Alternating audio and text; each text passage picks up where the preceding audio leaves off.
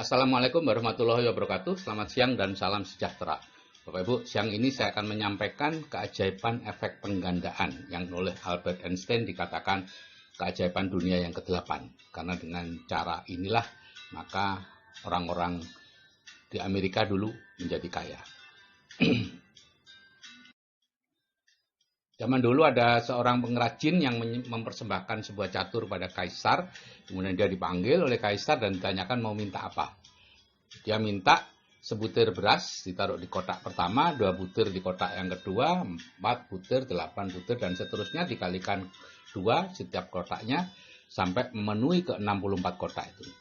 Sang kaisar senang karena merasa mendapatkan catur dengan harga murah. Kemudian mulai menyuruh kokinya untuk mengambil beras. Ditumpuklah di situ, di jalur pertama sampai 128 ada ditumpuk kecil, kemudian 256, 508, 1 kotak, 2 kantong, 4 kantong, dan seterusnya. Begitu 32 kantong, raja mulai sadar bahwa ini tidak betul. Akhirnya dipanggil ahli matematika dan ditanyakan berapa sebetulnya yang dibutuhkan kalau dikalikan 2 kali di setiap kotak. Untuk memenuhi 64 kotak dibutuhkan beras sebanyak 18 juta triliun butir beras. Itu adalah hasil beras di seluruh dunia dikalikan 10. Akhirnya raja membatalkan perjanjiannya dan menggantikan dengan sejumlah tanah. Nah, efek penggandaan bisa digunakan untuk apa saja, Bapak Ibu? Ya, ini pemanfaatannya. Kalau secara konvensional, bunga berbunga perbankan, instrumen investasi lain, dan semuanya menggunakan itu, yaitu kelipatan-kelipatan, investasi ternak dan lain-lain. Kalau non-konvensional ya networking, ya jaringan konsumen. Anda bisa baca di buku The Parable of Pipeline atau Networking One-on-One dan sebagainya. Banyak cerita tentang ini. Nah, misalnya ini pemanfaatan efek penggandaan pada ternak. Ya, seekor sapi jantan muda seharga 10 sampai 12 juta, kalau dirawat 1 tahun akan berharga 2 kali lipat. Jika dirawat orang lain dengan paruh padi, kita akan mendapat keuntungan 50%.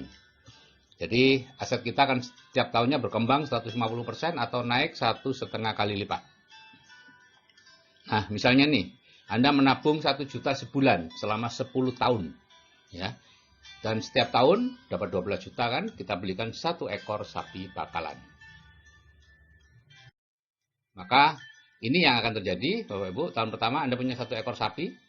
Tahun kedua 1 ekor sapi jadi 1,5, ditambah 1 lagi yang Anda beli jadi 2,5, menjadi 3,75, tambah 1 4,75, bulatkan jadi 5. Tahun keempat jadi 8,5, 14, 22, tahun ke-7 34, 52, 79, tahun ke-10 118 ekor sapi. Anda hanya membeli 9 ekor sapi selama 10 tahun. Tapi sapi Anda menjadi 118. Atau kita bulatkan 100 ekor, dirawat 50 orang, sudah 50 orang, maka Anda seperti punya 50 pabrik atau 50 perusahaan kecil yang dirawat oleh ahlinya, ya, direktur ahli. Saya kalau menitipkan sapi, saya tidak pernah tanya-tanya dia bagaimana cara merawatnya, tidak pernah saya beritahu harus begini-begini, tidak, itu terserah dia, gitu ya, karena dia punya separuh dari sapi itu. Nanti kita akan lihat aja, beberapa tahun kemudian akan melihat perkembangannya bagaimana. Nah, kalau kemudian tahun ke-11 dan seterusnya, Anda akan mendapatkan penghasilan pasif 50% kali 100 ekor sapi. Ya, misalnya mulai tahun ke-11 Anda sudah mulai memakai atau mengambil manfaatnya. Kurang lebih 600 juta per tahun atau 50 juta per bulan nilai uang sekarang. Tanpa kerja, Bapak Ibu. Ya. Nah, ada catatan tapi ya, syarat dan ketentuan berlaku. Ya, yaitu ini. Kalau Anda mau memulai ini, perhatikan. 3 tahun pertama biasanya hilang tuh investasi Anda. Dicuri orang, ketemu penipu, sakit, mati, nah, pokoknya apapun dilakukan oleh bawah sadar Anda untuk menghalangi Anda melakukan investasi terus. Ya. Itu memang normal seperti itu ya. Saya dulu juga waktu melatih pembantu saya di Villa Kebonan Lumajang berinvestasi ya seperti itu. Apa tuh dulu kambing pertamanya, kambing ya separuh mati tuh. Dalam waktu 1,5 bulan separuh dari 10 ekor yang seharusnya yang dia peroleh dari gaji selama setahun mati. Tapi dengan dukungan dari saya bahwa itu normal dan lain-lain, maka dia terus. Biasanya orang setelah mengalami hal buruk akan berhenti untuk berinvestasi, karena memang itulah tujuan bawah sadar Anda, yaitu supaya Anda berhenti berinvestasi dan terus bekerja keras mencari nafkah seumur hidup Anda. Nah, itu konvensional. Sekarang kalau networking atau jaringan konsumen, Anda join, kemudian Anda belanja, mengajak satu teman setiap bulan, mengajari mereka untuk juga mengajak satu teman setiap bulan. Ini yang akan terjadi, ya. 1 menjadi 2, 4, 8, ya, anggota grup Anda, ya. Mungkin ada yang tidak mengajak, lebih banyak yang tidak mengajak, tapi banyak juga yang mengajak lebih dari 1 atau lebih dari 2. Sehingga akhirnya pada bulan ke-12, Anda sendiri hanya mengajak 12 orang secara pribadi, ya. Tadi perjanjiannya sebulan 1, ya. Dan grup Anda menjadi 4096. Tentu kalau Anda ingin lebih cepat, ya tentu bukan sebulan 1, Bapak Ibu. Itu lebih. Kalau Anda masing-masing belanja 500.000 sebulan dalam grup, omset Anda sudah 2 miliar. Biasanya bonusnya 10%. Anda dapat 200 juta per bulan. Dan itu passive income terus-menerus karena mereka akan belanja terus di sebuah usaha networking yang baik. Nah, karena itu banyak sekali orang-orang yang menjalankan usaha networking berhasil dan bisa kaya. Tapi banyak juga yang Anda menolak gitu, atau Anda ini menjalankan di awal-awal saja semangat, setelah itu enggak. Karena syaratnya ini, Anda harus tahan 3-4 bulan pertama bekerja serius, belum mendapat uang. Anda tahan enggak? Kalau Anda tahan, Anda akan sukses. Kalau enggak, ya sudah, berhenti aja. Kerja lagi seumur hidup. Bapak Ibu, Jack Ma pada waktu membangun Alibaba tahun 94, itu 3 tahun pertama dia tidak mendapat uang sama sekali dari Alibaba.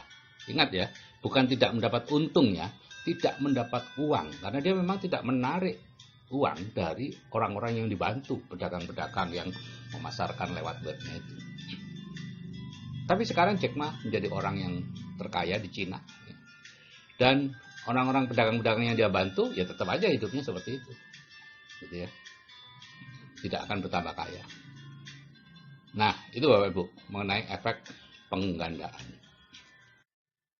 Tapi Bapak Ibu, hasil akhirnya tergantung isi pikiran Anda. Ya, nanti biasanya kalau saya mengupload begini ada banyak pertanyaan tentang teknik. Pak, bagaimana sapi cari orangnya gimana, bla bla bla. Tidak penting.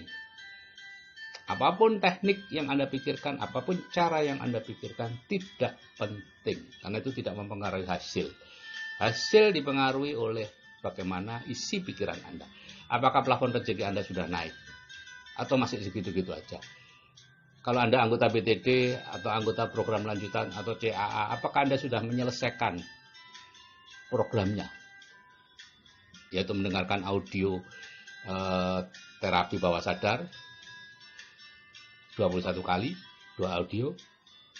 Kemudian hadir di seminar yang ditunjuk. Saya tidak jualan seminar karena saya juga peserta di seminar itu. Apa sudah selesai? Kalau belum, udah deh. Nggak usah macam-macam investasi dan lain-lain karena isi pikiran Anda belum mendukung.